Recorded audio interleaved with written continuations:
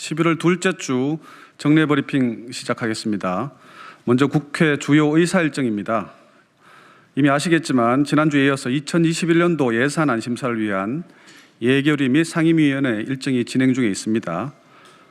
예산결산특별위원회는 오늘부터 이틀간 2021년도 예산안 경제부처 부별 심사를 현재 진행 중에 있습니다. 그리고 수요일, 목요일에는 비경제부처 부별 심사가 있을 예정입니다.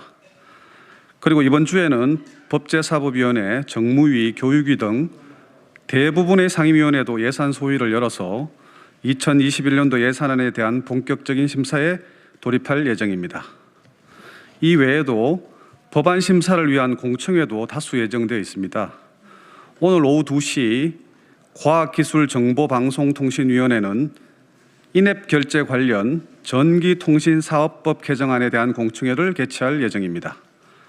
그리고 행정안전위원회도 수요일 11월 11일 오후 2시에는 지방자치법에 관한 공청회를, 그리고 목요일인 11월 12일 오전 10시에는 제주 4.3 사건 진상규명 및 희생자 명예회복에 관한 특별법에 관한 공청회를 각각 개최할 예정입니다. 그리고 지난주 접수된 의안입니다. 지난주 접수된 의안은 297건의 법률안을 포함하여 299건입니다. 11월 9일인 오늘 제58주년 소방의 날인데요. 이날을 맞아서 지난주 소방공무원의 처우 개선, 원활한 구조활동 지원 및 소방안전을 위한 법안이 5건 발의되었습니다. 주요 법안으로는 소방공무원의 외상 후 스트레스 장애 극복과 심리치료를 지원하는 소방심리지원단의 구성, 법적 근거를 마련하는 소방공무원의 보건안전 및 복지기본법 개정안, 그리고 또 음주 또는 약물로 인한 심신장애 상태라고 하더라도 소방공무원의 공무집행을 방해하는 경우에는 형법상 감경 규정을 적용하지 않고 처벌할 수 있도록 하는 소방기본법 개정안도 발의되었습니다. 그리고 임신 중단한 여성에게 유산, 사산에 준하는 휴가를 보장하고 난임 치료 중인 근로자에 대한 근로시간 단축 보장 등을 내용으로 하는 근로기준법 개정안과, 그리고 사실상 혼인관계에 있는 배우자가 출산을 한 경우에도 배우자 출산 휴가를 신청할 수 있도록 규정하는 남녀 고용 평등과 일, 가정, 양립 지원에 관한 법 개정안 등 임신과 출산 관련해서 근로복지의 사각지대를 해소하기 위한 법안도 4건이 발의되었습니다. 아울러 최근 친환경 국회 조성 움직임에 발맞추어 국회 일회용품 줄이기 실천 결의안이 국회의원 17인의 동의로 발의되었습니다. 결의안의 주요 내용은 재활용법 사업 관련 법안의 신속 통과와 예산 반영을 적극 추진하라는 것, 그리고 회의 관련 인쇄물의 전자문서를 대체하자는 것, 사무실 내에 재활용 컵을 사용을 하자는 등의 내용이 포함되어 있습니다. 다음은 지난주 국민동의 청원 접수 현황을 말씀드리겠습니다. 지난주에는 여성징병제 도입에 관한 청원, 초등학교 돌봄교실의 운영 사무를 지방자치단체로 이관하도록 법률 제정을 요청하는 청원 등 총 2건이 새로 공개되었습니다.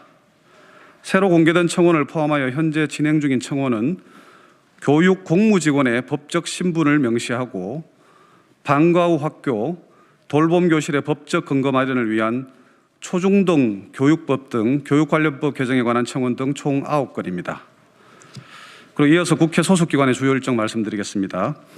국회 사무처 국제국은 내일 오전입니다. 오전 7시부터 1시간 30분 동안 미국 정권교체의 영향 및 미중 관계를 주제로 제28차 한미일 의원회의 화상회의가 개최된다고 알려왔습니다.